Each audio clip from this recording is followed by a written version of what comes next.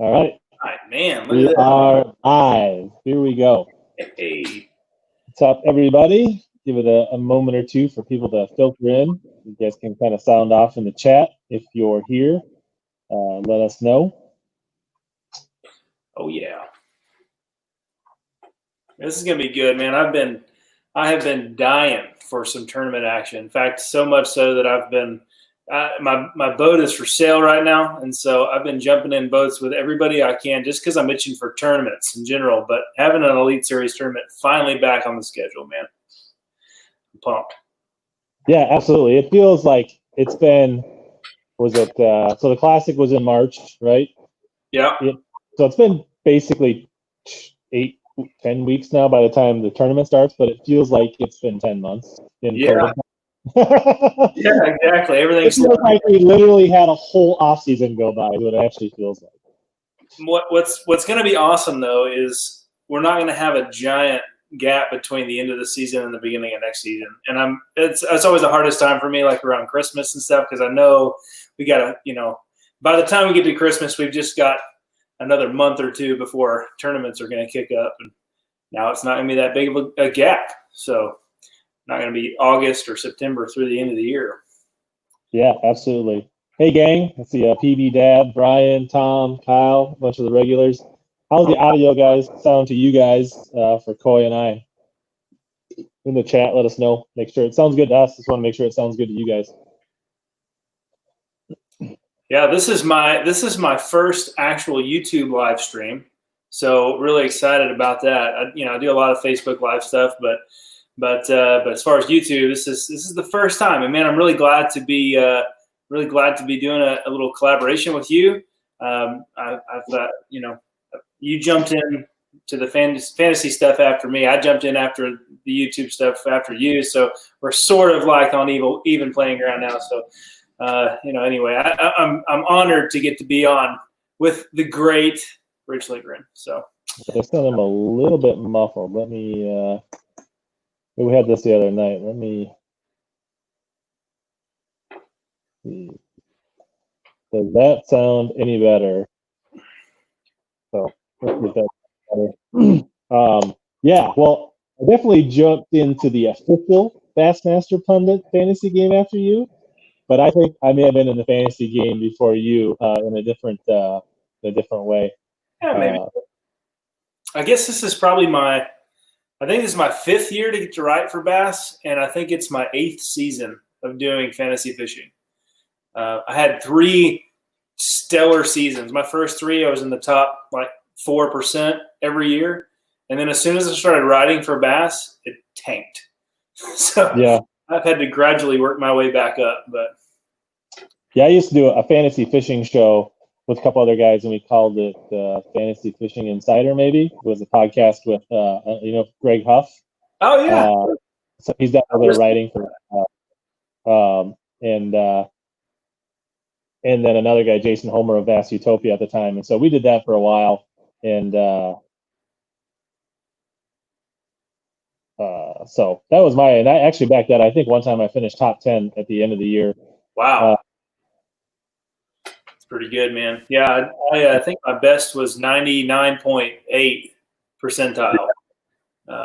But yeah, so we'll just try another version of the mic. You guys let me know if that got better or not. Yeah, I did definitely. One year I got showered by Tackle Warehouse with a bunch of gifts because I finished in the top 10.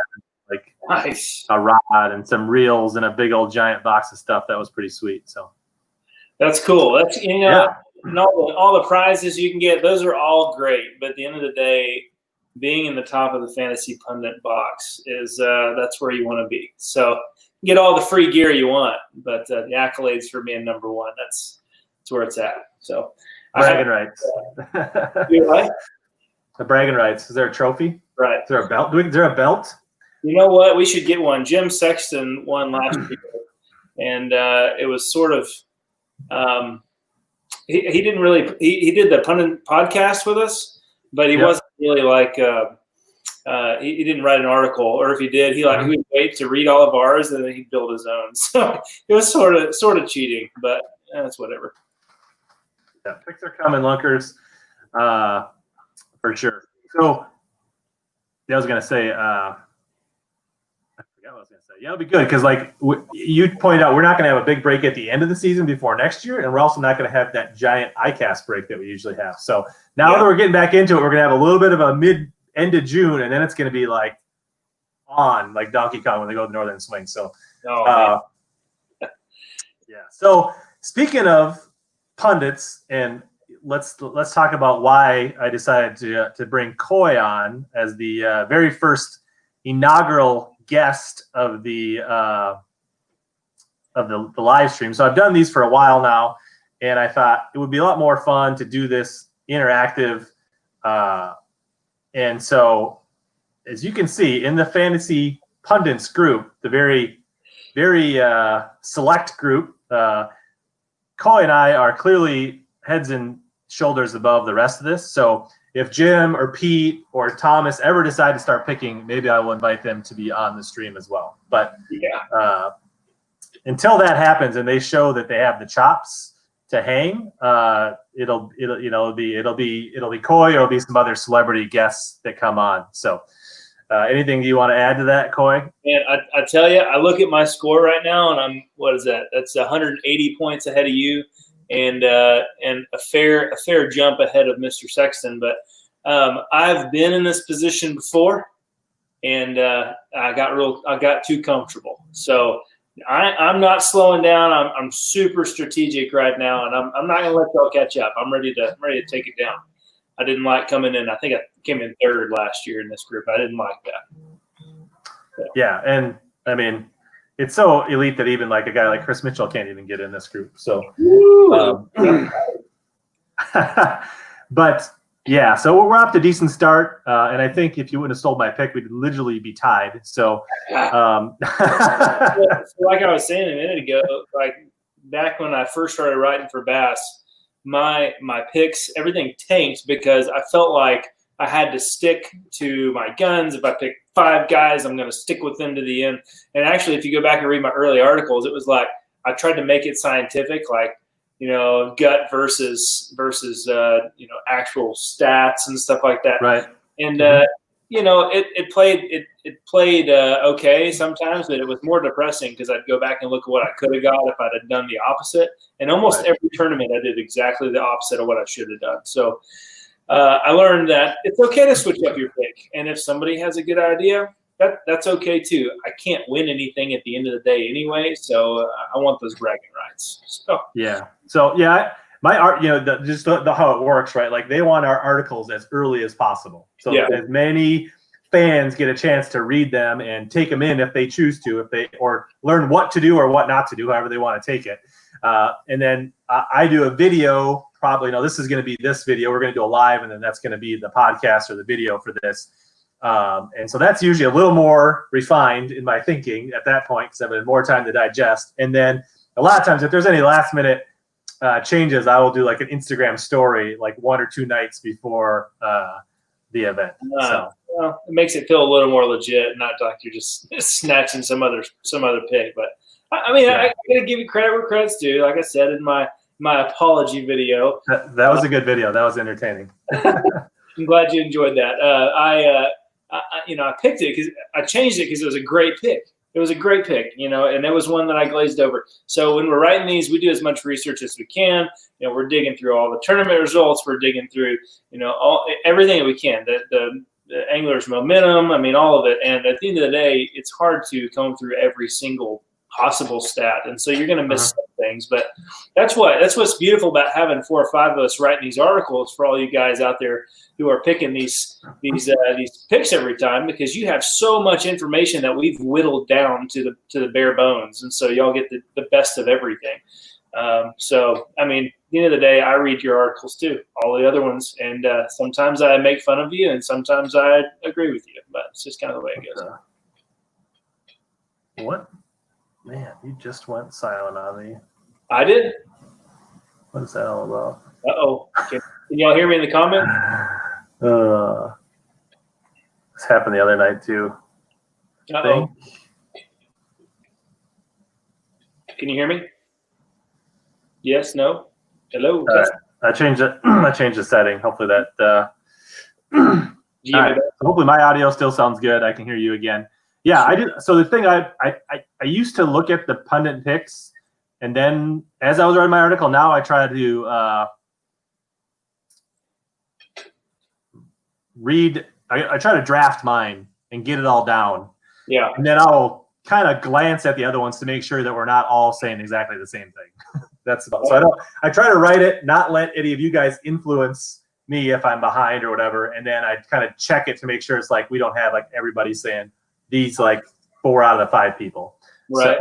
So that's kind of my methodology as far as and I different things depending on how much I know the lake, how much I spend doing research on past bass tournaments or other circuits or that kind of stuff. So it just kind of depends on how much time I have, how quick the turnaround is, like if it's a back-to-back.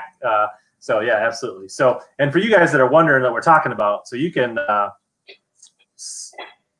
see this here is, you go to bassmasterfantasy.com and you'll be able to see, usually on this upper left is where you're going to see all of the fantasy fishing picks. So everybody's got theirs in. Even Alan Thomas decided to actually put one in this time. So I don't think this is the first one he's done this year, isn't it? I don't remember. One, yeah, I think it's just been the 3 of us. And old Ronnie Moore, he's backed out. He couldn't hang. So. Well, Ronnie Moore's too big time now. He's moved on to like really great things now. So yeah. So basically, what that means is that's the next step in the ladder for us too. We're going to be commentators. So my goal is to get Ronnie on one of these live streams to talk fantasy fishing. So we'll make that happen. So, and for those of you new, like if you're here and you don't play fantasy fishing, maybe just a quick thing, like so you can still get in, you can still play. You're probably not going to win the year-end prize, but you can still win. They pay it with like 15 plus places every event with like Rapala, gift cards, cash, lots of good prizes. And then you can enter groups like mine and many other people's that have groups. If you go to the group directory, oh boy, went too far. That was awkward. Right, you go in there, you can look, and a lot of these groups have prizes, right? So Tackle Warehouse, AFCO, Sunline, Beat HellaBass. So you can come in here, you can get some of those bragging rights if you feel good enough. I've got over 1,500 people in my group.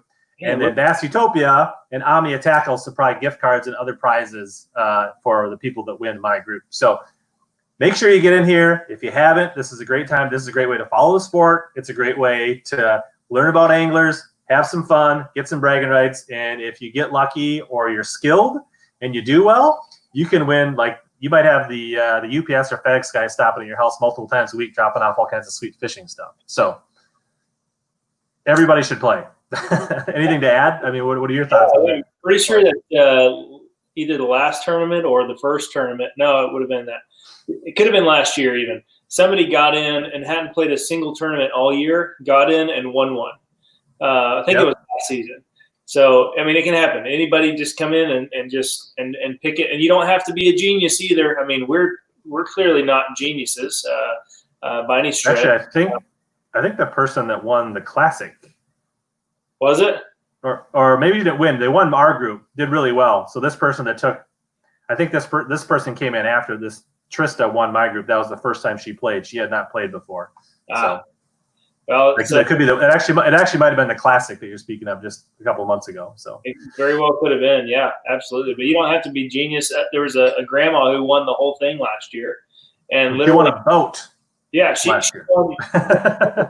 She picked Keith Combs in every tournament. That was basically her strategy, and she filled in the blanks. And she stomped us all. So what can you say?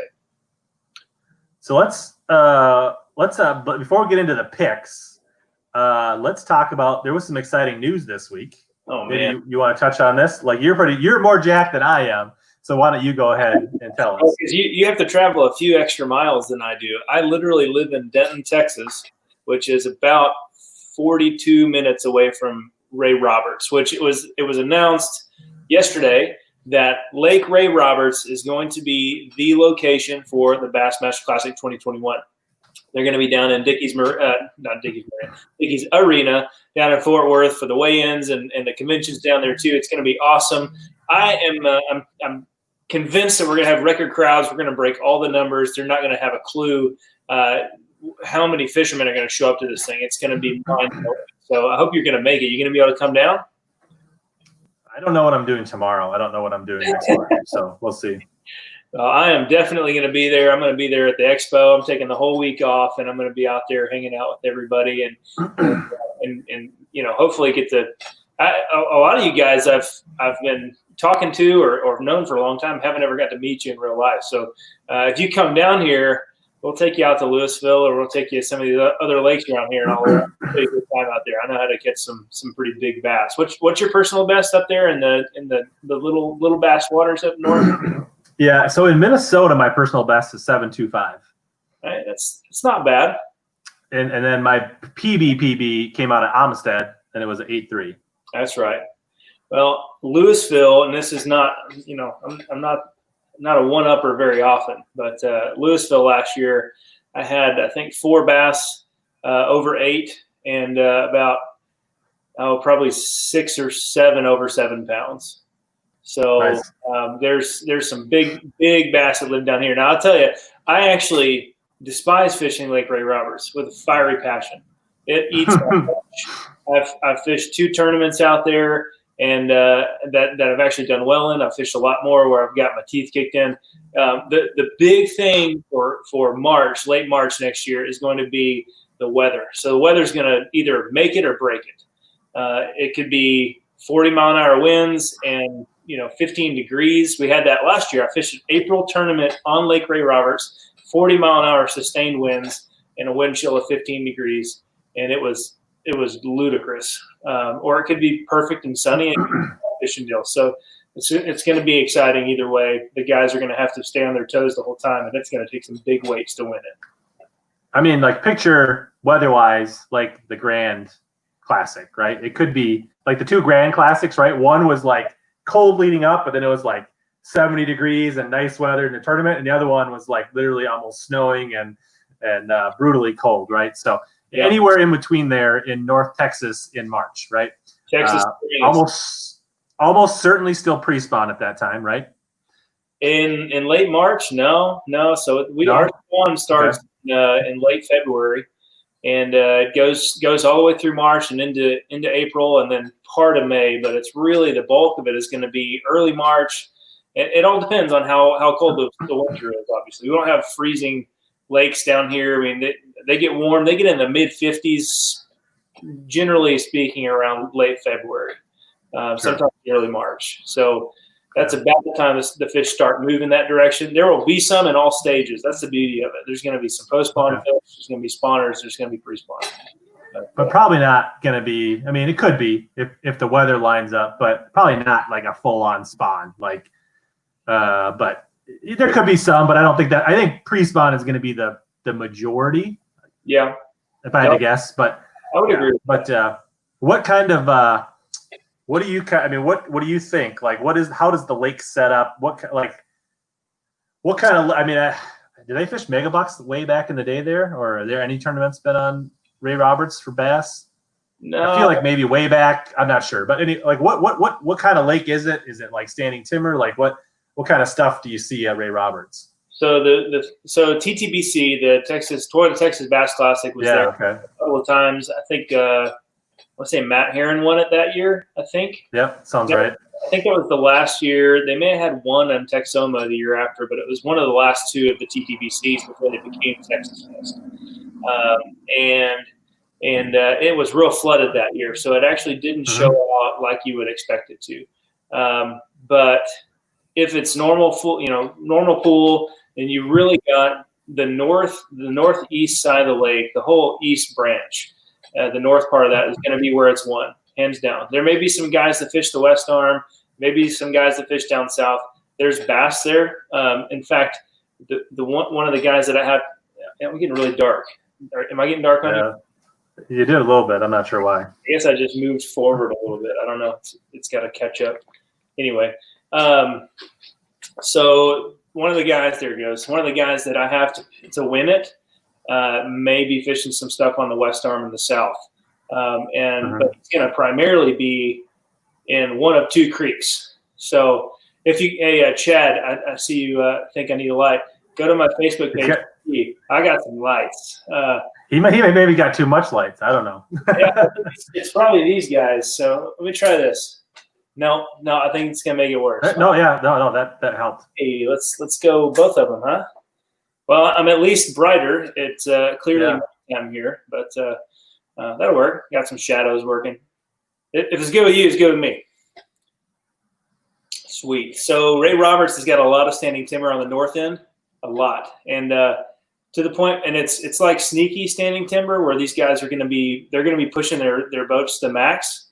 So you could have a guy that's leading it, and then he smashes a stump with his lower unit and can't fish the rest of the day, or has to go get it fixed. So those guys are crazy when they get to standing timber. They don't think through it. They just go for it.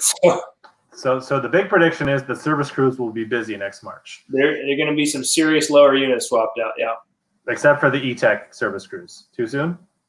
Yeah, that's that was a shocker. Yeah, didn't expect that, but No. I'm curious to see what those pros are going to do. Like, I guess let's see, he's Suzuki. Who's a good? I mean, Scott Martin's always been Evinrude, but a lot of those guys, we'll see what they end up switching over to.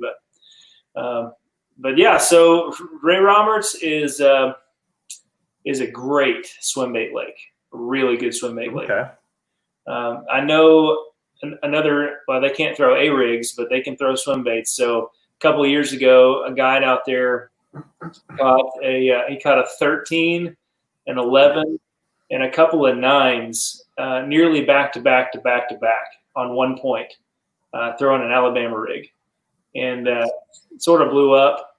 And well, obviously, it would blow up if you catch an 11 and a 13 back to back. But Danny Golden, he's a beast out there. But there's some massive bass.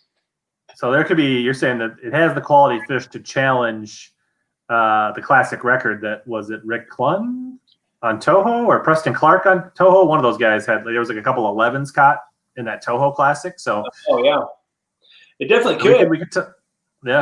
It is a Texas Parks and Wildlife Sherelunker lake. So I mean they take a lot. It's got 13s in it then. It sure does, man. And every year there's a couple of 13s, 14s, 15s caught out of there. I mean, it could happen. I say every year. I mean, maybe every other year see a 15, but there's been, and those are usually not going to be published anywhere. Those are tight-lipped deals, but there's some monsters that live in there either way. My guess is that it'll take 10 to 11 pounds to get big bass if the weather's good. And then how big is Ray Roberts? Do you have an idea? Like, is it going to fish?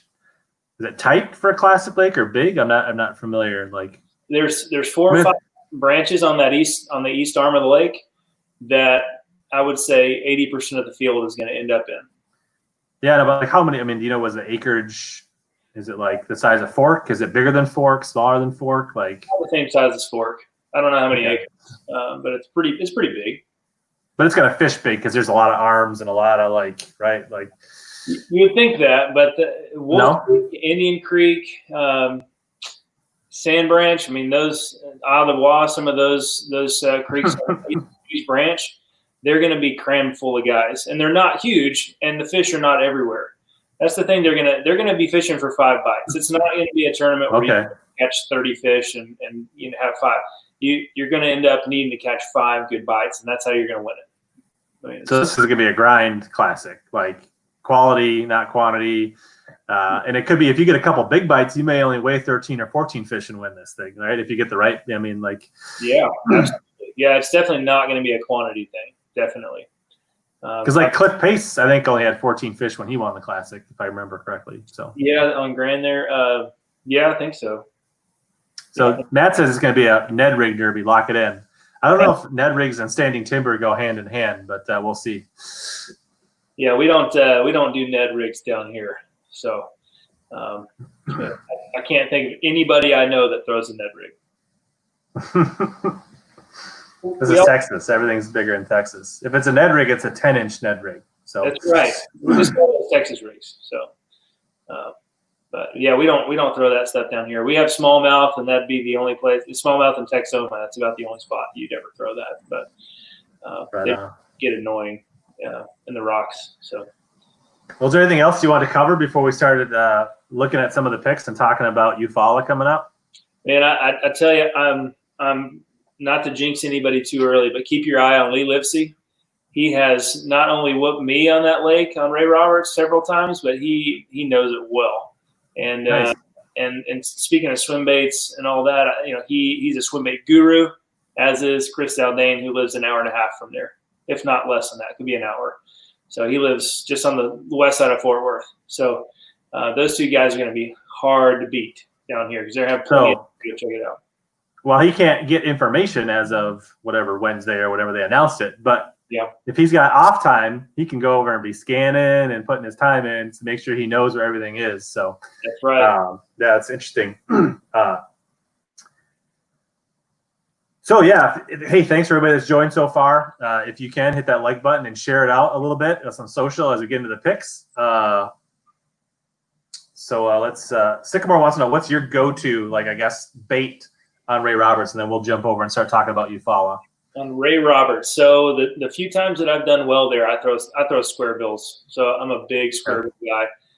There's some rocks, and the times that I've done well is during the shad spawn. So I don't like it in the spawning time or pre-spawn because those fish, they just move along from tree to tree. They just bounce around from tree to tree, and you have to hit them in the head. And if you can run into 5 bites, you're going to probably have 20 pounds. But it's running into 5 bites is the problem. So I don't flip. I go for as many bites as I can and just try to catch a check if I'm doing like a series there.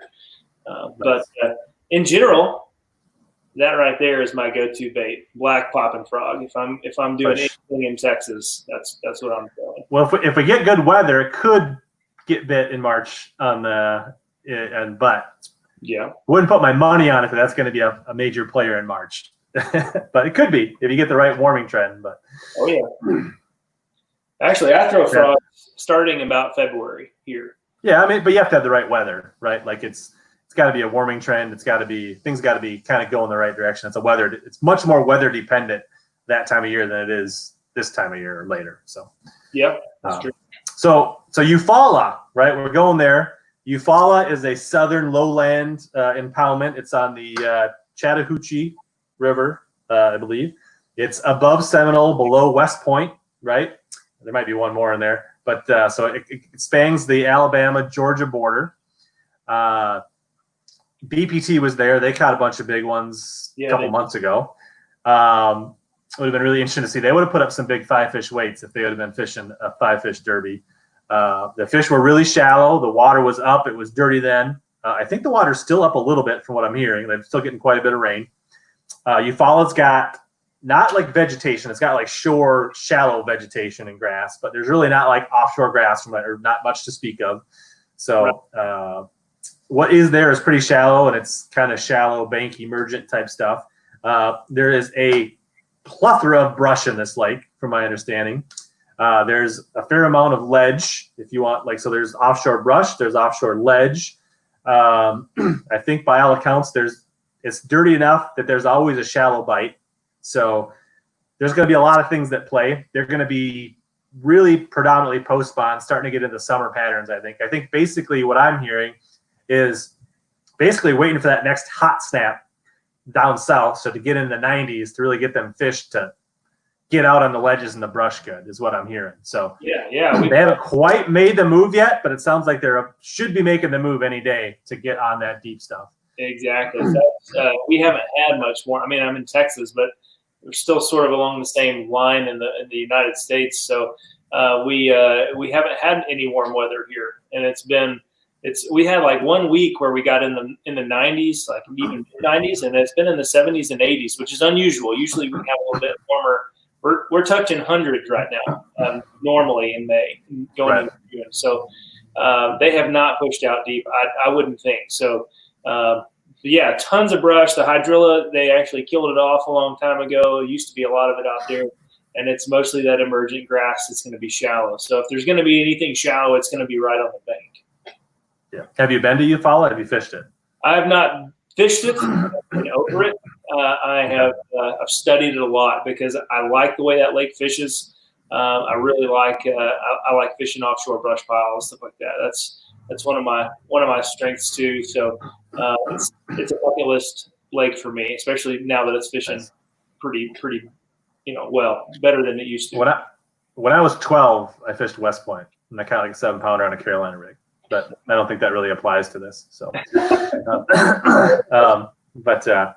yeah. So I think it could be really good if we haven't had that warm weather and we get that warm snap right before the tournament.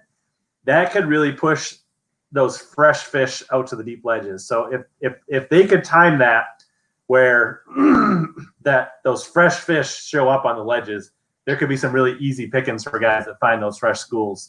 Kind of like when you think of like Kentucky in June when they first get out there could be like fireworks if that's how it lays out. Now there is going to be a Toyota Series tournament like a week beforehand, so maybe they're the ones that run into them. Maybe the Elite Series is. Either way, at the week before the tournament, there's going to be a pretty good blueprint to what's going to happen. So take what we say now, take all this in, pay attention to that Toyota Series tournament, and refine things as we get really close. Yep, absolutely. So there's hundreds of brush piles out there. If you go back and watch, I've been watching the old FLW Tour events out there with Ryan Chris, almost always going to win or be close. And I think he's the one who ended up winning the Eufaula, the BPT event. So isn't that right? Didn't he win that one? I think he ended up second. Okay. Wheeler won it. Okay. Thrift was in control, and then Wheeler got on a school and just blew past. Yeah, but he Thrift always does well out there fishing. He literally will run 150 to 200 brush piles in a day. It's how many he has on his graph, and he's probably only got a few.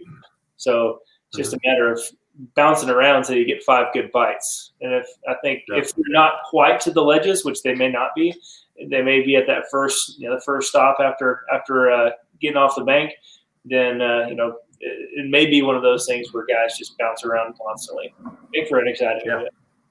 Absolutely. I think there's going to be a lot of things going on. Guys should be able to catch them the way they want to. So let's take a peek at a few of the other pundits picks here.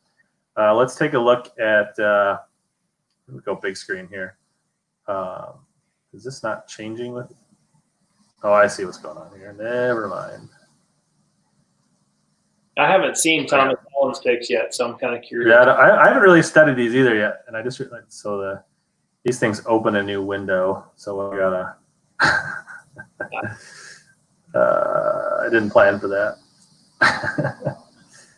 That's all right. Right now, everybody's a little sympathetic towards any kind of digital communication. We're all doing it so much. So, all right. Is it?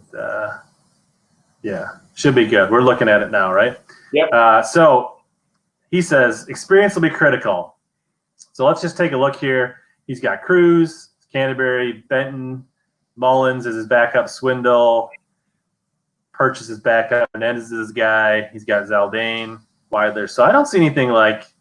I see anything you want to comment on here? Yeah, those are all shallow guys. Every one of them is a shallow guy, maybe with the exception of Scott Canterbury and maybe Zaldane, but most of those guys. I mean, John Cruz. Yeah. I actually think I picked him as my backup, and he is a killer shallow grass, especially emergent grass. Yep. Or some jig or flipping, that kind of stuff. He does pretty well generally. But it looks like most of those guys are shallow. I'm kind of surprised.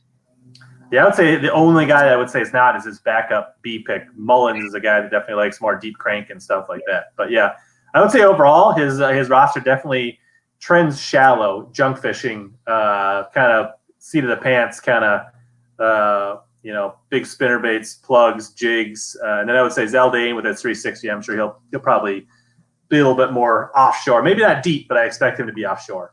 Yeah, I think Menendez is a pretty good pick. He's won. He won on.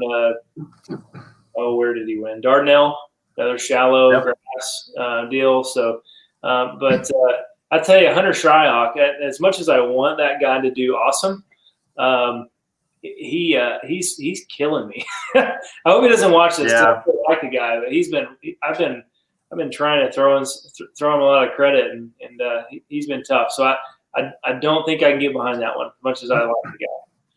Yeah, and that's his backup, his dark horse, which I think I put him as my dark horse too. Yeah, so overall, B-. I think he's a little too shallow heavy. I think he needs a little more variety. I think he needs a little more offshoring. He needs to spread his odds a little bit. I think if the offshore bite really goes off, he could be left in the dust a little bit. So, but we'll see. Let's see if I can pull up Mr. Robbins next. While you're doing that, Kyle asked me. He said if Ray Roberts was tomorrow, who would be my pick to win it? Without a doubt, hands down, Lee Lipsy. I mean, just it's right now April, May. It's swim bait time, so I'm picking that guy all day. Right. Yeah. Yeah, and I guess the important thing is these guys got to make it. I guess Hank Cherry is the only guy that's in right now, right? Absolutely, yep. As long as he finishes the season, Hank Cherry's in. And I guess who's the guy that won the Florida Open? He's a good fisherman. He's Brian New, right? Those are the two guys that are in if they complete their seasons, right? Otherwise, nobody's guaranteed on the Elite Series to get in. So yeah, I guarantee that some of those guys they're going to be working their tails off that much harder, especially some of those Texas boys. So that lake's going to be tough for a lot of guys. So they're gonna have an edge. Nice. So Sycamore wants to know what 15 to 20 foot offshore brush pile. What's your go-to? Well, if I'm going to fish an offshore brush pile, I'm throwing a football jig almost always. But again, it all depends, right? So if it's sunny, I have a football jig somewhere here. Where is it? If it's sunny out here, then I'm going to be throwing a football jig. I like this is a Finch Nasty Vic jig, and green pumpkin orange is stellar out here. But I'm going to be throwing that if it's real sunny. If it's cloudy, then I'm probably going to throw a shaky head around it, or I'll throw a 6XD, maybe I've got some deeper ones. I like the old CT25, 6th CT25. That's a good one out here. So just kind of depends on what depth you're fishing and all that. So it's that's some of my favorite things to do out here. All right, let's I'll add that back in. So Mr. Robbins, he says, think post-bond. I agree. We want Hartman, Buddy Gross, Kennedy, Lester, Lowen, Hanselman, Johnston, Hank Cherry, Lidase, and Clun. So Hartman, I can see that. I mean, he won in June on Gunnersville. They're not totally different lakes. Buddy Gross, I definitely thought about. Buddy Gross is an offshore master. So both of those I can get behind. Kennedy always scares the bejesus out of me. So Robbins is already playing with fire early in the season. Although he won on West Point, I'm guessing he probably knows where the ramps are on Eufaula and probably not a stranger. So this could be that one event where Kennedy does something magical. So I'm kind of 50-50 on that one. I'm for sure anti-Kennedy if Pete Robbins picks Kennedy. 100%. No. Okay. Yeah. So the pattern is if Robbins picks Kennedy, don't pick him. If he doesn't, that's your green light to dip your toe in the water. He's going to win it almost every time. Every time, 60% of the time. Lowen, I mean, that's he's mixing in some shallow. Hanselman, I don't know if that's a safe backup. Hanselman is an absolute monster when he's on him, but he disappears or he blows the tournament away. So yeah, I like him as a backup. I don't think the word safe and Ray Hanselman go together. So totally agree. Now, if Hanselman makes Roberts, I think that's an interesting person to watch. Yeah, it can be a deep, clear, rocky reservoir. I mean, there's some areas where the guy caught the 11 and 13 and whatever else. That was a rocky point, in a pretty. It was relatively clear. So it fishes probably similar to Amstead in a lot of ways. So he could be one to watch for the Classic, definitely. Yeah. So and then he's got Johnston. And as my good buddy Matt Ellis says, if both Johnstons are in a bucket, you never pick one because you'll always get the wrong one. So that goes back to FLW. Hank Cherry, I'm going to say classic hangover, not on board with that. Yeah, I think Livesey, he's a post spawn guy, swim bait. I like that. I mean, he's a good value in E. And I got, I mean, Rick, I don't know if it's a safe backup, but like I said this in my picks in my column, I didn't pick him, but I think guys like Rick, if you're a big like nostalgic Rick Clunn, David Fritz type of like fan, Eufaula is probably a good place to pick him if you really want to pick him this year. This is probably one of the better tournaments to pick him this year. I would definitely get that in before we hit the northern swing with those guys. Yeah, there's a lot of old history there with those guys, but I was nostalgic once, but only once, and I didn't pick Fritz or Rick Clunn after the one time I picked them because they bit me. And I called it right at St. John's. I said I do not think Rick Clunn's going to do it this year, as much as I'd like to see it again, and he absolutely tanked. So did Menendez. I mean, a bunch of the guys that did good last year. You know, both the Johnstons struggled, so it was a different tournament. But you got to be careful of those guys. Yeah. Anything else about Pete's picks that you want to add on? I think go back down to D for me, D and E. Mm-hmm. I can't remember who he had there. Let's see. I know I had Livesey and E. Oh, Corey Johnston and Hank Cherry. Yeah, Hank, man, I tell you, you win that classic. And it's hard to compete. It may be better for him. I was kind of thinking about that because he's not had the spotlight so much. He's not been run ragged, and so maybe he's going to be a little more fresh than the average guy that just won the classic. True. Yeah. I mean, for his sake, it'd be nice for him to make a Sunday just so people start talking about him because I feel like he just like got washed away this year, which kind of sucks. Yeah. Yeah, he's being that with all the COVID stuff and him not being the biggest personality in the world, I think those two together just kind of yeah. So agreed.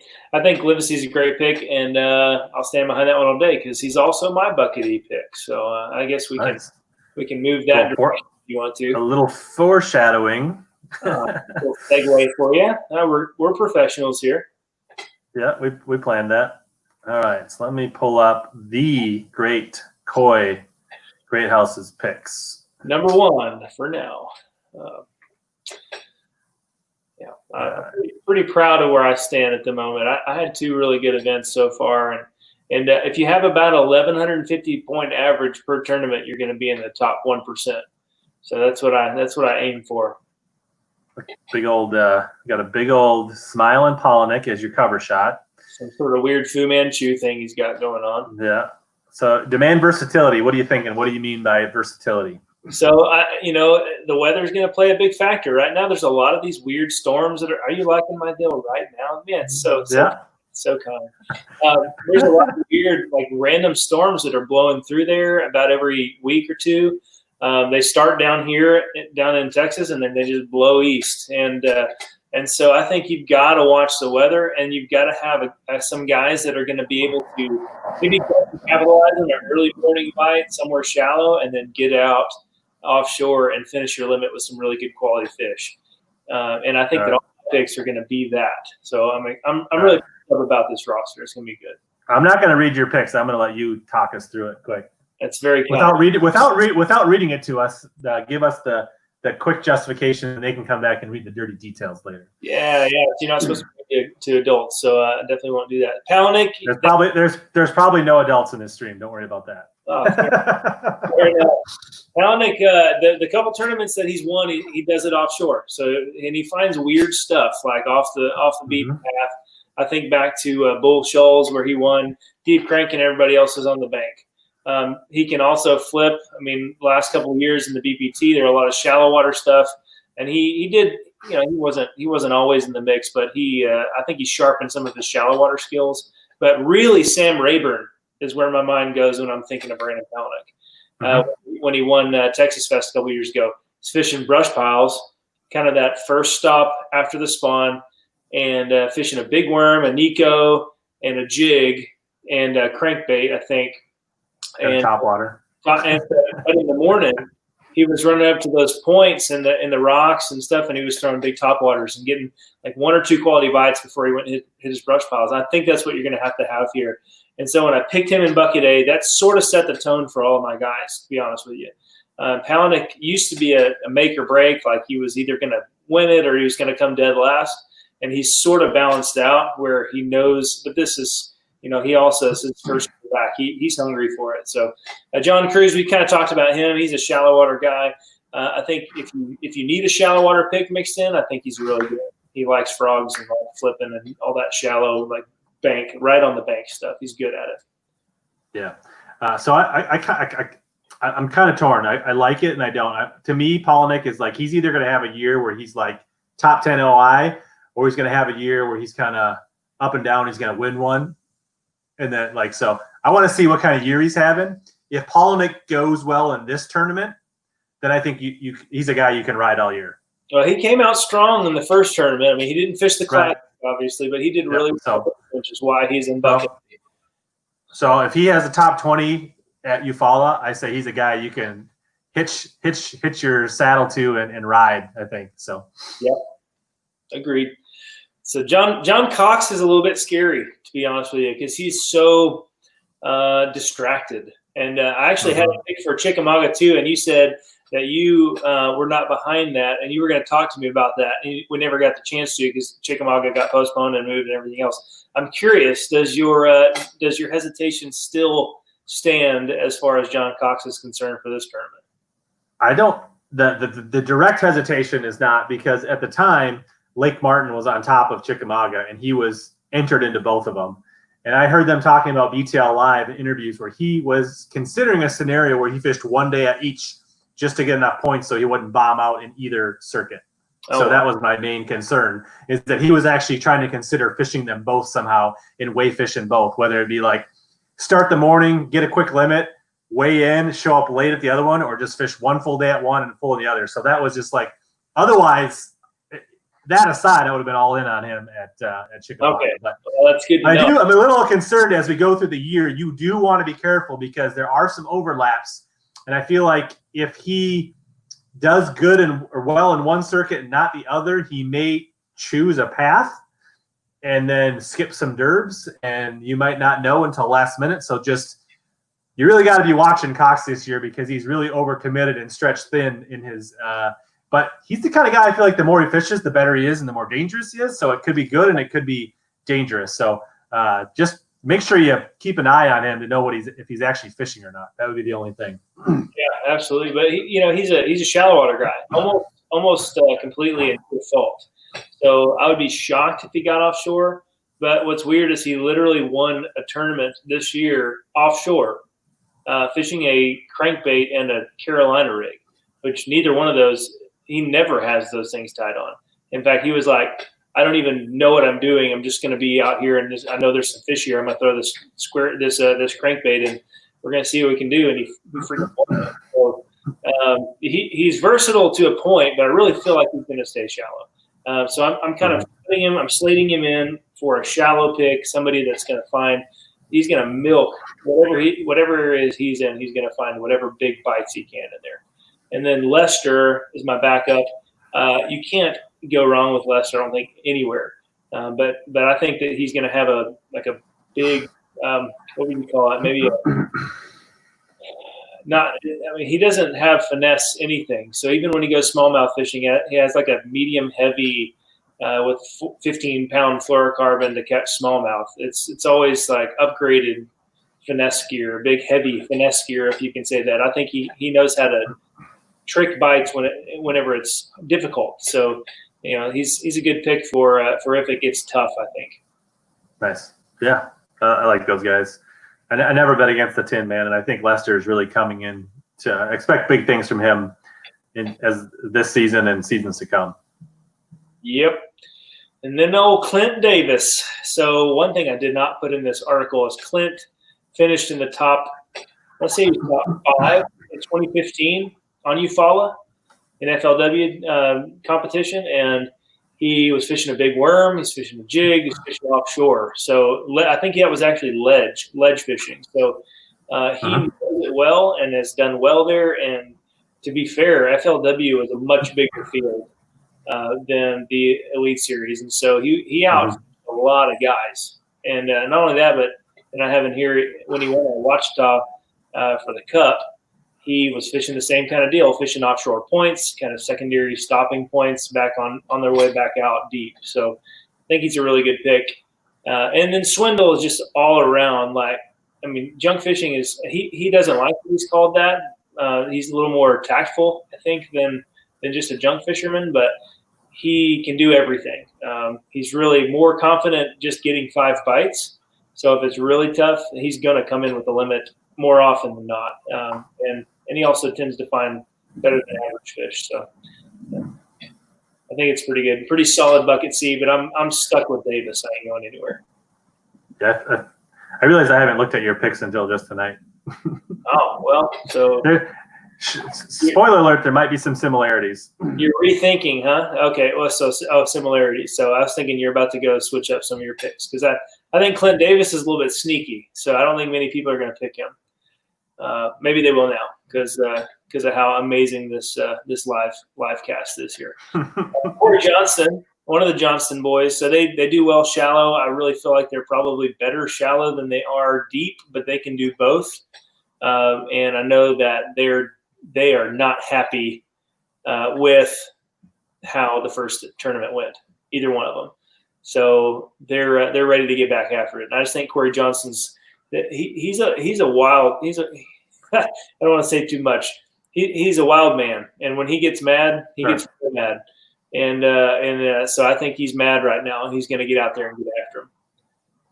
And then Mendez is the backup. He does well. West Point, I think he's won. Let's see. He's won on West Point and Dardanelle. It's been a while since I've read an article. And those are both, similar and close. So I think he'll possibly do well just for more the sake of history there. Yeah. So Johnston's always scare me. They're talented anglers. I'm torn. I could see it going both ways in that one. And then, Menendez, especially if we're going to get more rain and shallow, I could see him throwing a big hubcap spinnerbait and having a good derby this event. So, yep. All right. Bucket E. We've talked about my boy. Pete Robbins says I have a man crush. Mostly he's a good friend of mine, and I know his mind. And so I know what he thinks, and I know how he probably would end up fishing. But he knows. I mean, the thing about Lake Fork, where he guides, is there's some of everything there. There's really good offshore fishing there. There's flipping timber. There's flipping shallow grass. There's everything. You can do everything there. He's good at it. Swim baits. So I think that versatility is. He fits that bill for sure. So I'm all in on him, and plus he's more motivated than ever now. And then Zaldane is my backup. Same kind of reason we talked about earlier. I think that he will he'll probably live offshore, but it would not surprise me to see him throw like a big wake bait or a big swim bait or top water or something up shallow, especially in the morning. Yeah.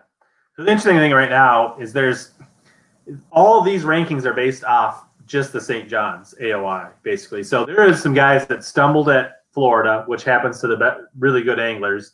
So you got guys like Zaldane, Livesay, and a couple of that are, I don't think anybody argue they're much better than E. They won't be an E at the end of the season. So it's hard not to pass up on those guys in bucket E while they're there. So so overall, I think a decent, solid lineup. I think the only one that really scares me is Johnston. But not that he can't do well. It's just, I don't know. It's the two Johnston thing for me. So let's just jump back here for a second. So Matt Ellis wants to know, will that hurricane tropical storm push some rain into the area by then? Well, I am not a meteorologist, so I'm not going to – I don't know if it will, but if it does, I think potentially look at more guys like Mark Menendez, look at guys like Scott Canterbury, look at guys that are, roll up the sleeve, throw square bill crankbaits, big spinnerbaits, punching, flipping, getting shallow. Although depending, if it doesn't muddy it up and just puts and it creates current, it actually could turn on an offshore bite too. Maybe not deep, but offshore, right? So there's a lot of factors into that. I guess it depends on what that storm does. If it floods things, then guys are going to go shallow, kind of like they did in the BPT. If it just creates current, then it really could turn off the offshore bite, in my opinion. What are your thoughts? Yeah, so Eufaula definitely it can definitely be a current-based fishery, and when they're not generating current, it can get really difficult sometimes.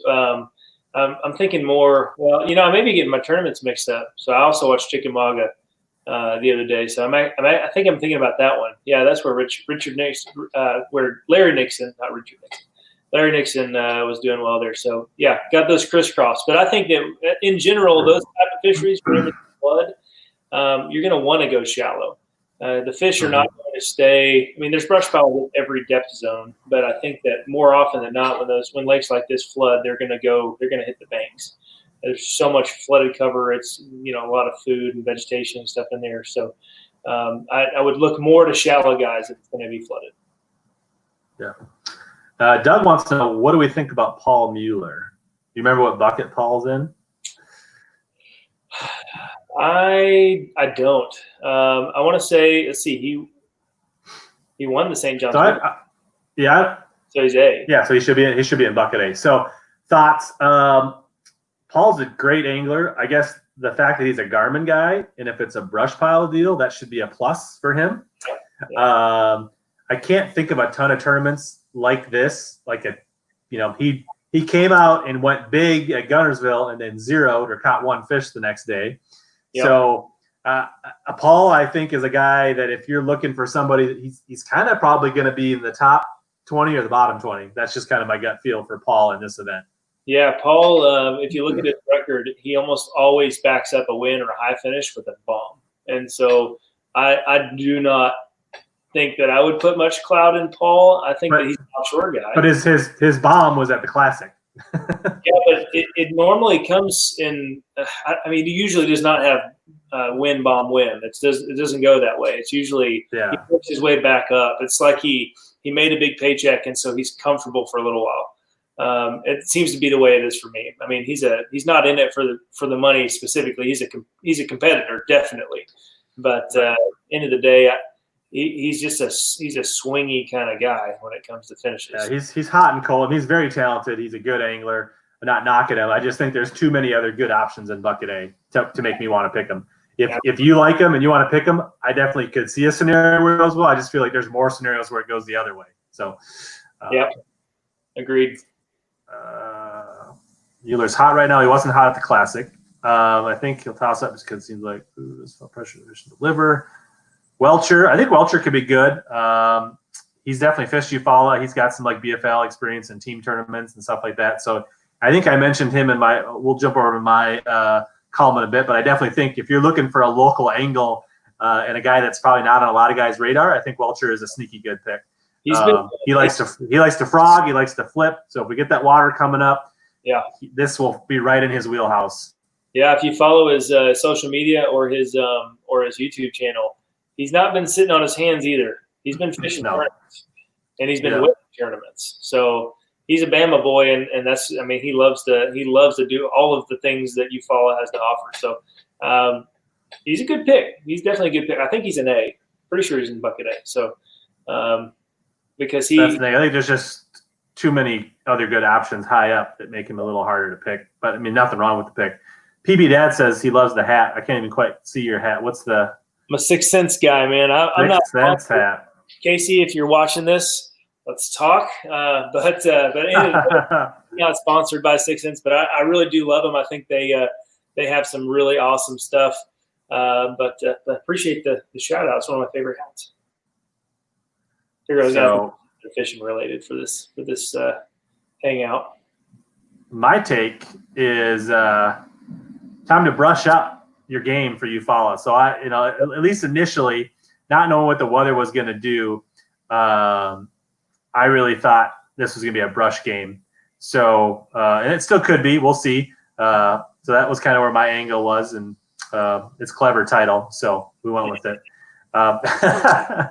So we got a big picture of Stetson Blaylock here. So I think Blaylock is a guy that's just he did well at the Classic.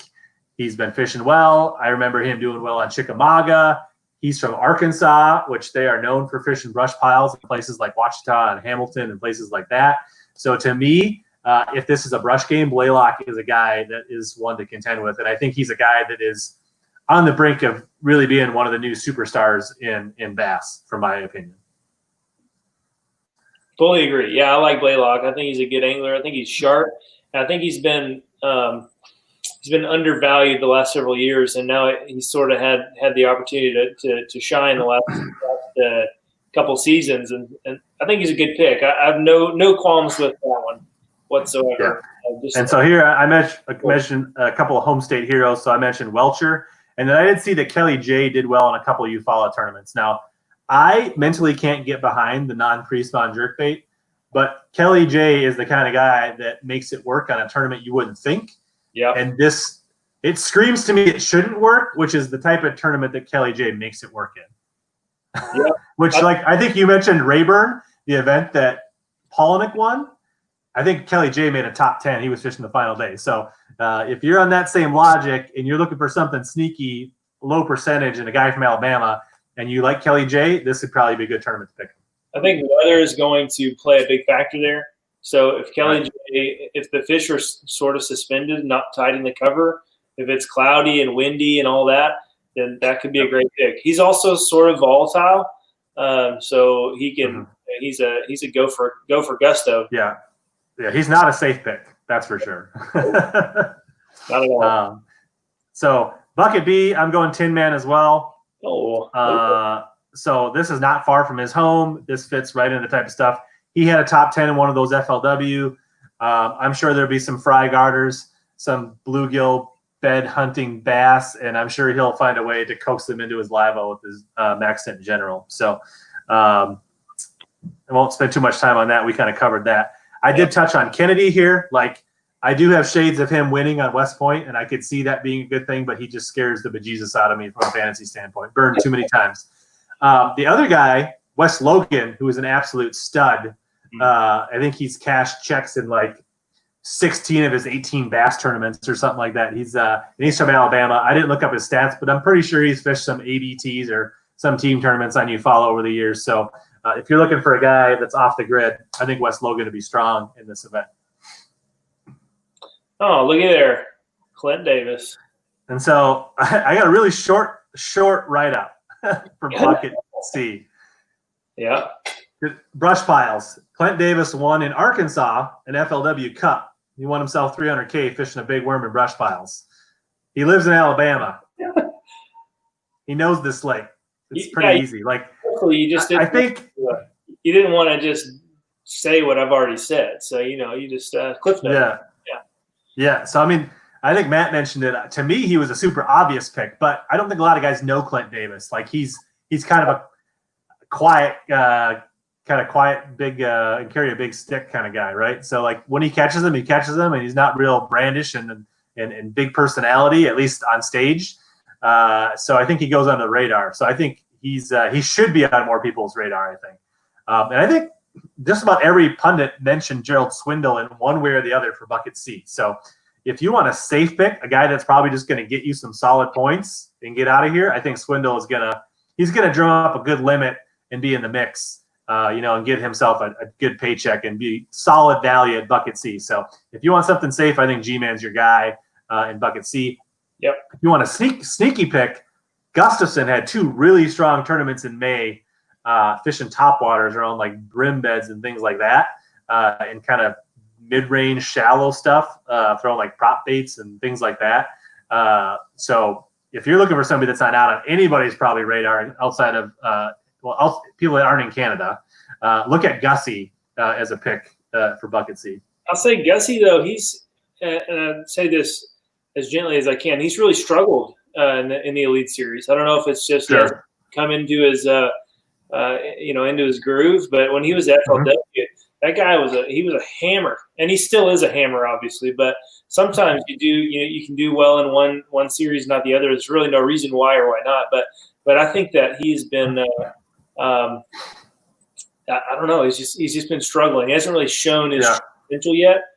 So ever since that day 2 on Lanier last year, he's kind of been in a little bit of a slump. When he went from leading to only catching one dink, out of the kind of set him on a bad trajectory. And I think I don't know. I don't think he's a good angler. I think he'll, especially with the extra emphasis on the northern swing, I expect Gussie to have a bounce back year. So sure. This is his second season on the Elites, isn't it? Yep. So, He came over with the Johnstons and Canterbury last year and a few others. So his sophomore for the Elite Series. He's no rookie, but he's second year for whatever reason. It's statistically true. Second year guys struggle. Yeah, absolutely. So Bucket D, I'm going fighter, and I feel like with this like quarantine, my hair is going to probably look like his pretty soon. But I don't know. Just he's a fairly high percentage. He's a popular pick. A couple years ago, I probably would have never made this pick, but I feel like fighter is really starting to figure out the southern fishing. His track record in Alabama and on Gunnersville and a few other lakes has been really strong of late. So I just think I'm going to follow the masses in this pick and play it safe. And I think he's going to have a good derby. He may not be the best, but I think I'll be safe picking him. It's going to be weird because he's not going to – he's going to be looking for smallmouth the whole time, and who knows if he's going to find one. Well, that's the thing. I think fighter is going to do what he needs to make a check and not stumble in this event so that he can really position himself when he goes up north to keep that momentum. So that's what I'm looking for. Yeah, so I think he's going to do – if he's got to fish bridges and marinas or, just scrap up and get his 12 pounds a day just to make a solid check, I think he's going to do what he has to. He's probably not going to really gamble. He's not, so I expect him to just put in a solid finish so he can start creeping up a little bit and get himself in position for a big push in the northern swing. That's what I think. I'll let us span the gap a little, or I guess grow the gap a little bit more in our fantasy points. If you want to go for the safe pick, that's fine with me. I like it. It's early. I'm at the top. I don't have to take risks like Thomas Allen. When you're that low, you got to really just make things up at this point. Indeed. Yep. Sure enough. So and then I got Hunter Shyrock as my kind of junk fishing alternate. If you want somebody that's shallow, is probably just gonna, this is probably gonna play into his hands a little bit, and he's probably gonna do okay. He's gonna get you probably good value for Bucket D in this event. Bill Weidler was a lot of guys' backup in E. He's a swim jig guy. He's from Alabama. I think this tournament will probably play into that, his strengths. And I think for Bucket E, he's a pretty safe pick. I don't think he's going to bomb. I don't think he's going to win it. But I think he's going to get you the requisite points you want from a Bucket E angler. So, and then Zaldane, I think with his Mega 360, can't be overlooked if we're looking at brush and offshore stuff. So you were talking about the Garmin Live Scope earlier, and that stuff – the Garmin, all of the live sonar stuff. It's almost, correct me if I'm wrong, I'm not sure that there's been a single tournament that's been won because of that. In my experience, it actually frustrates guys more than it helps them outside of looking at a brush pile and seeing that there's fish there, because you either overcommit to fishing it or you get irritated because you got 10 fish looking at your bait and none of them are biting it, so you stay there way longer than you should. I don't know that's I think 360, on the other hand, is great, but all those live sonars we were talking about, I guess whoever also, Paul Mueller, I think that hurts guys more than it helps them. I'm not sponsored by anybody, so it doesn't play to my favor to like one over the other. I just truly think that can hurt a guy.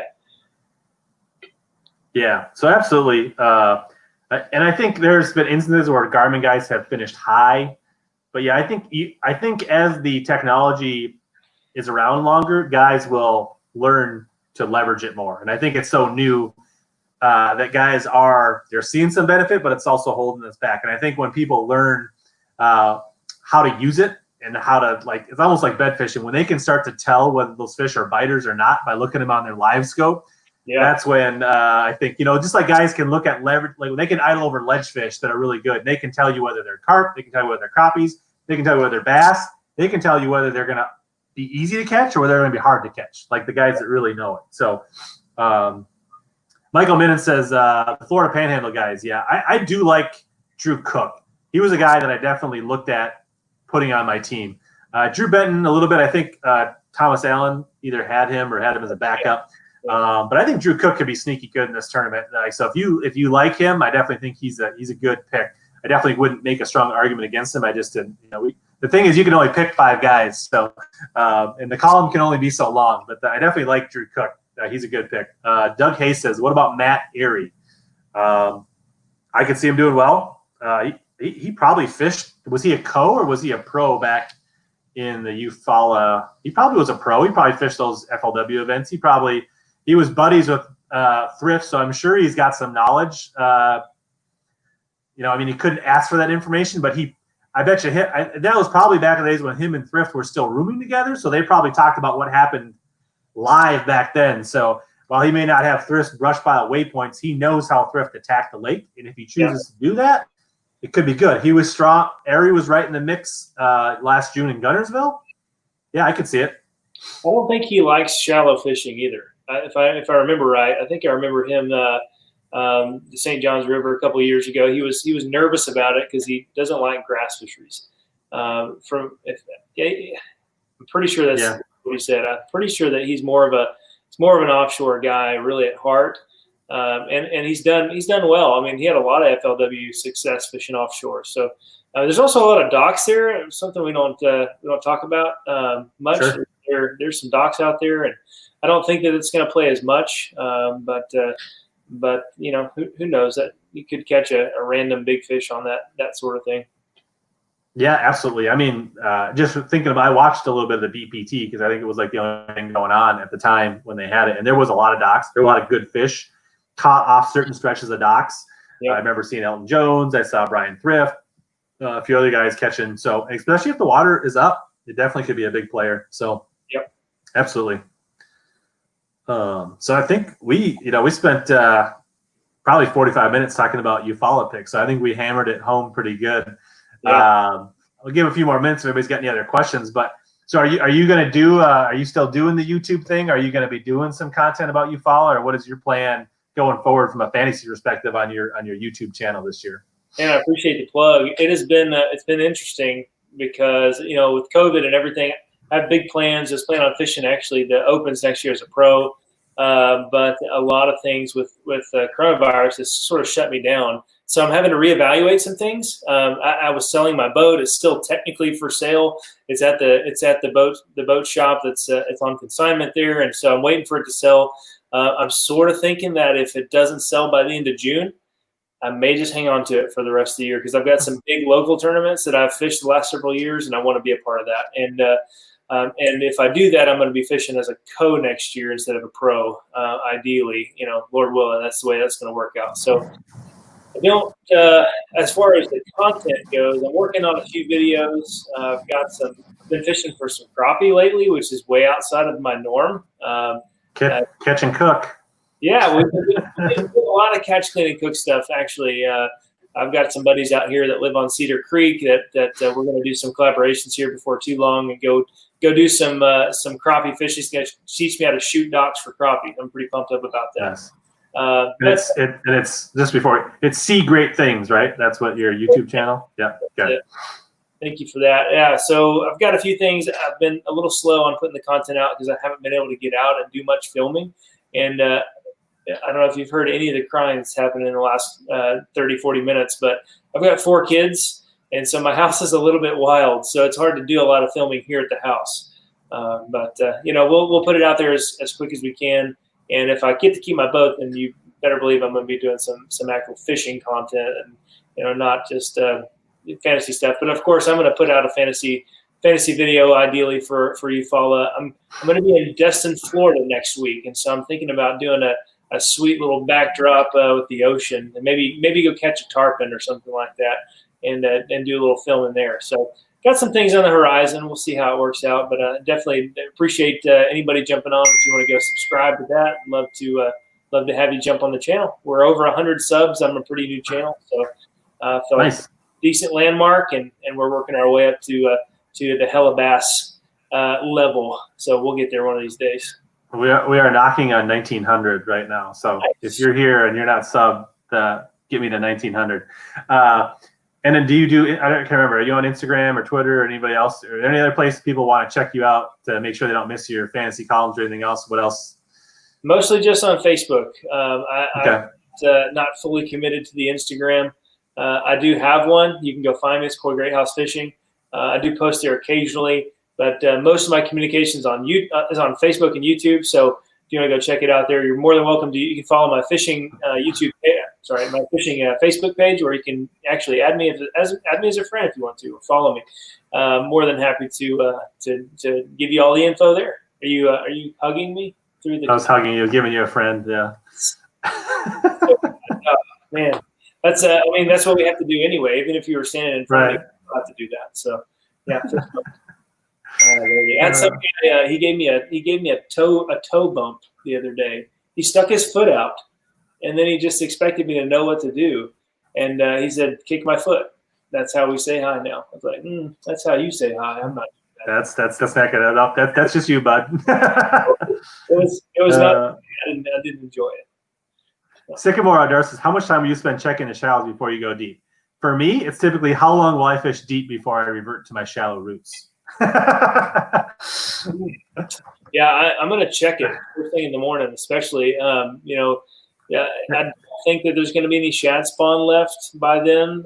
There is some here, quite a bit here actually, but that's one thing we didn't touch on. There probably will be some spotty shad spawn at Eufaula still, I would think. So I think overall, even the guys that go deep, they're going to go catch a few shad spawn fish, or they're going to go fish a dock in the afternoon, or they're going to mix a few fish in shallow, I think. So, but I think, Sycamore, to your question, to me, it depends on the time of the year. If it's spring, I'm going to devote more time shallow before I go deep. Or if it's in the fall up here in Minnesota, I'm going to spend more time shallow. So it really depends. It's where do I think the fish are, and how long do I spend there before I look elsewhere? So it's kind of a tough question, and just comes with time on the water, honestly, and it's 100% case by case. Yeah. So as far as the tournament's concerned, I think most of those guys are going to spend an hour at least up shallow. And then they're going to go out and start hitting all the deep stuff. But me personally, if it gets to be 100 degrees or in the next couple of weeks, I'm going to be starting and finishing deep. I'm not going to get shallow because I just personally like 15 to 25 foot of water. And there's a few lakes around here where I fish 40 to 50. So it just sort of depends. But I'm a deep guy. I like to fish deep. So I don't go shallow unless there's a frog bite, and then I'll commit to some shallow bite. Then you're all in. Yeah, I like that frog bite, man. I can fish it all day for 5 bites. I have no qualms. Yeah. If we're specifically talking about Eufaula, I think it really depends.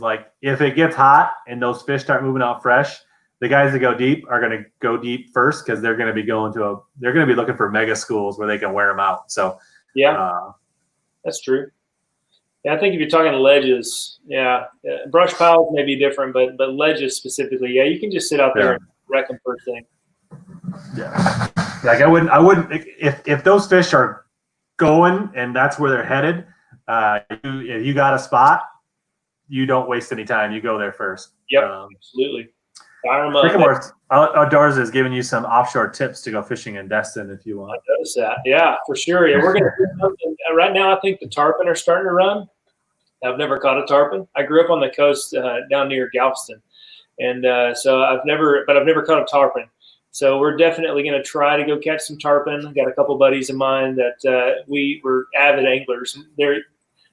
They might want to fly fish for tarpon, which doesn't sound like it sounds like fun, but it sounds like it could be really frustrating because fly fishing is just I'm gonna break a rod. That's just ain't nobody got time for fly fishing. Yeah, well, my buddy John would beg to differ. He's a big fly guy, but we're gonna be doing some of that, and we might get to take an offshore trip. If so, I'll definitely ask about that. I'm sure there's quite a few of those deals out there. But so, did you say you're going to be on Lake Destin? We're going to be in Destin, Florida for. So I've got a vacation, which was actually, as of 2 days ago, was supposed to be South Lake Tahoe, but California has completely shut down where we can't go out there anymore. So we're going down south, and we're going to go do some Gulf of Mexico fishing down in Florida. Pretty pumped. So you're thinking saltwater. That's your primary. Yeah, I don't think that we're going to end up doing any bass fishing just because we've got a lot of that here, and when in Rome, you go and you do as the Romans do, and so we're going to get out there and do some stuff we're not used to. I used to go offshore fishing quite a bit, but are you bringing the GoPros? Are you going to film some stuff? I'm definitely going to film. I do most of my filming on my iPhone. Actually, I do have a GoPro, and I actually dropped it the other day and the screen's jacked up. So I don't know if I can use it or not. We'll have to see. Okay. But I'm definitely going to film some, as much as I can. Those iPhone 10s, they're borderline waterproof, and I can get it up close and personal. So it does a good job. We're going to get some on film. Nice. Oh yeah. Andalusia is the name of the 9F Direct. Okay. So here's check out this spicy little number I got today. Oh, nice. I will never throw anything like that. Why's that? I don't even really know what I'm looking at, to be honest with you. It's just a bluegill swim bait. Well, I mean, I it's not real huge, but yeah, I mean, wedge paddle tail. You're going to have to show me how to use those one of these days, because I don't have a clue. I mean, if you watched the recent video, I absolutely wrecked him on that one. Nice. I'll have to go check it out. I have not. This is my bluegill right here. This is nice. a speck frog. That's about as blue as I get. Got some boot tails that you can fish on a big beast hook. Oh, nice. So this is kind of like almost like a HUD or a mag draft style bait. The little small company that pours them up here. So I've thrown some 316 swim baits, and I've thrown some sandtone swim baits. I don't think I've gotten a bite on any of them. I've thrown some like smaller ones, some 5 and 6 inches, big 1 ounce weight type of deal down deep. But I have not ever taken the time to get to love a swim bait. But I hear they're awesome. I mean, people catch big fish on them. Ballin 21. These are all Dream Smasher swim baits. So the same maker of that little bluegill. So if you go back like 2 videos ago, I got some links in that video, and they're called Dream Smasher. So this jig right here, this is one of my sponsors. This is one of the few of my sponsors here, but this is called KB Magic Gill in a Vic jig. You can go check it out, Finch Nasty Vic Jigs. But this is my bluegill imitation as well. This is what I fish offshore. Any brush piles, and the lighter ones I can even throw on rip wrap and stuff. They come through super clean. So is that like a Texas rigged football jig? Yeah, so it's super cool. It's got a screw lock on it. He's one of the few. He was the first guy that put this out and actually made it popular. But it's weedless. There's no weed guard on it, so it's a super cool jig. So it like screws in like a screw lock, and then it's cool. Really So that's why your man crush on Lee Livesey comes from this connection. Yeah, well, I was Finch Nasty before he was, so I know Alex. Whoa! Shots fired. Got laid down. KB Magic Gill is actually named after my buddy Kevin Bryant, who is the one who designed that color, and he was the one who got me in touch with Finch Nasty a couple of years ago. But and was that a rage bug you had on there, or what was that? This is a Zoom Z-Craw. Okay, Z-Craw. Zoom, if you're listening, let's talk. Those big names there. It's going to be a while before I actually get calls from Zoom. I got to do something first. So, but yeah, Zoom Z-Craw. That's what I'm throwing more often than not. Also, I like to throw a striking rage grub, or minus grub if they're finicky, or a rage craw. Nice. Cool deal. Well, I think that. I thought this was going to be like a 30, 40-minute stream because we were just going to talk fancy fishing, and here we are. We're pushing 90 minutes again. So I think we'll probably wrap it up, let you get back to those kids. We'll call it a night. I'm sure we'll touch base again on the fantasy front. If the response is good and you guys like this, I probably will do more live shows. I think they're probably a little more interactive than me just reading down my roster and making fun of Coy's picks. It's funner to have him on here if I'm going to make fun of his picks. So maybe in the future we can have Pete or Thomas or somebody I can come in and rip their picks right in front of their face. So thanks to everybody that came in. This is, I guess, the Fancy Fishing Edge live edition. And we're, as always, here to help you catch more fish, make better fancy picks, and suck less. That's right.